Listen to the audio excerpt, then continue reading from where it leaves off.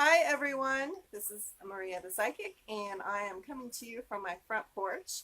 We're getting ready to move, so this is one of the last days that I'm going to be able to actually sit out here, and even though it's raining, I still want it to sit out here and do this live. So today we're going to talk about the fourth reason that our intuition or our inner guidance appears to lie to us, and that is because we are not listening to our inner guidance. We are listening to an imposter. So what does that even mean? Like, how can you be listening to an imposter and not really you, right? So sometimes we hear this little voice inside of us that says, do this or don't do that.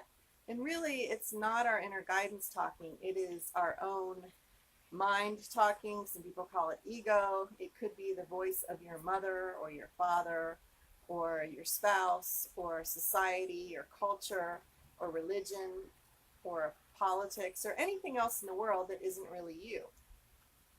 And you have to learn to tell the difference between the two, because if you don't, you're going to be confused, right? And you're going to get bad advice. So, how do you do that? First of all, check in with both your heart and your gut and your mind, all three of those. So, if you were trying to make a decision, for instance, let's do something really simple like what to have for dinner, and your mind is like, well, I'm on a diet and I really should have this healthy food, and your body and your gut is saying, no, I really want triple chocolate cake for dinner, and your gut is saying, oh, that's going to make me sick. You're getting three different opinions, right? So which one is the right opinion? And you could have other things going on. You could have your an ex-boyfriend or girlfriend saying, oh, you were so fat, and then you have that going on. So you have a body image thing going on top of that, or your parents saying, clean your plate, or, poor starving children across the world are going to die.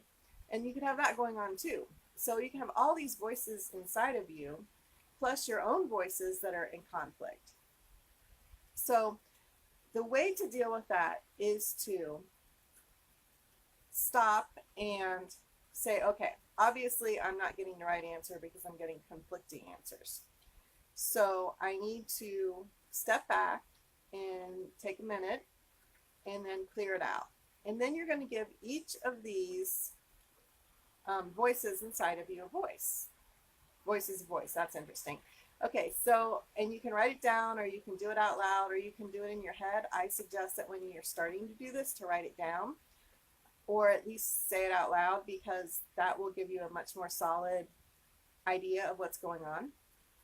So you could be saying, okay, my head says I'm on a diet, I should have a healthy dinner.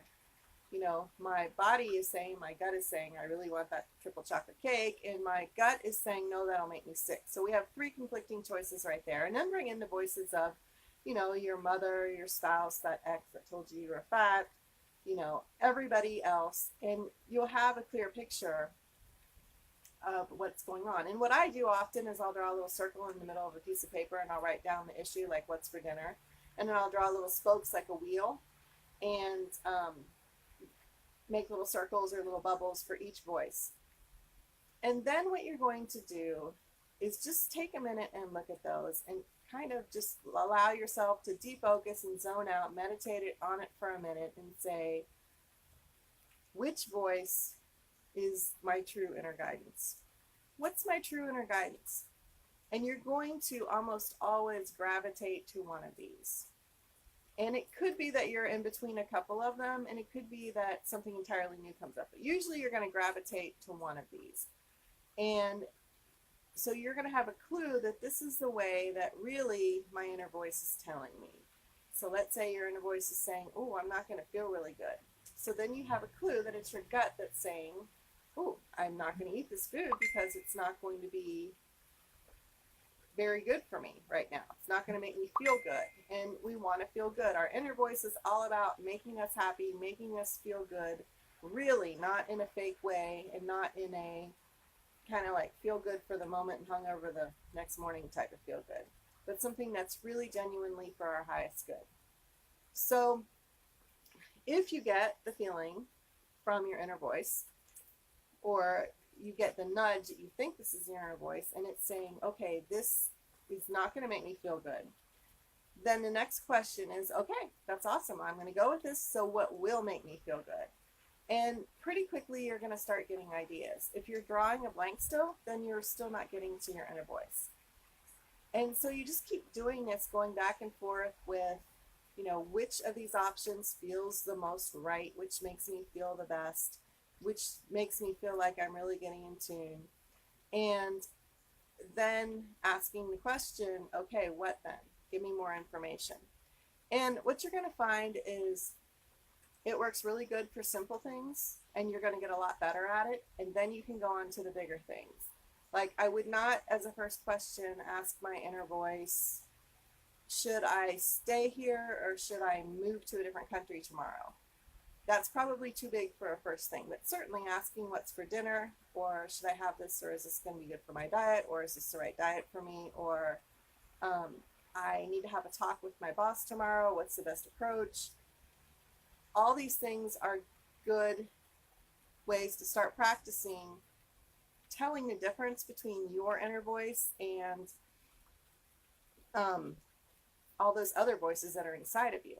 And honestly, just knowing that you have a whole bunch of voices inside makes a huge difference right then and there, because you already know that some of them are going to be leading you astray because they're not really you. As I said, they're your mother, they're your spouse, their society, culture, religion, they're all these things. And the more you can tell the difference and kind of peg those things, like, okay, that's my mom talking. And who among us who is a mom themselves hasn't said that sometime? You say something to your kid and you're like, oh, that's my mom talking. It's coming right out of my mouth. We do that to ourselves too. So I just wanted to show you the differences in all the voices that we have going on and how to tell which one is your inner voice. If you need some help with that, drop me a line. I'll be happy to talk to you about it and give you a little bit of extra guidance. But that is the fourth reason that our intuition, our inner being, seems to lie to us, because we are listening to imposters. Thanks for watching. I'll see you on the next live.